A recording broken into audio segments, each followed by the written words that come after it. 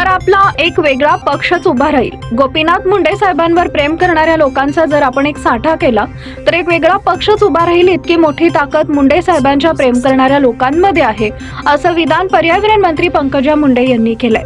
श्री स्वामी समर्थ कृषी विकास आणि संशोधन चॅरिटेबल ट्रस्ट दिंडोरी आणि महाराष्ट्र शासनाच्या संयुक्त विद्यमानानं जागतिक कृषी महोत्सवाचं उद्घाटन नाशिकमध्ये झाले। यावेळी आयोजित कार्यक्रमात पंकजा यांनी शेतकरी बांधवांना संबोधित केले। यावेळी पर्यावरण, नद्या पुनर्जीवितांचा विषय ते महाराष्ट्रात भाजप रुजवण्यात गोपीनाथ मुंडे यांचे योगदान अशा विषयावर पंकजा यांनी भाष्य केलं। मुंडे साहेबांवर प्रेम करणाऱ्या लोकांची संख्या खूप मोठी आहे। त्यांच्यावर प्रेम करणाऱ्या लोकांचा जर आपण एक साठा केला तर एक वेगळा पक्षच उभा राहील। पर्यायाने माझ्याबरोबर जोडले गेलेले केवळ मुंडे साहेबांची मुलगी म्हणून मला जोडले जाऊ शकले नसते। लोक गुणांचा स्वीकार करतात, लोक मुंडे साहेबांच्या गुणांवर प्रेम करतात, त्यामुळे गुणांचा वारसा स्वीकारून ते माझ्याशी जोडले गेले, असं पंकजा म्हणाल्या।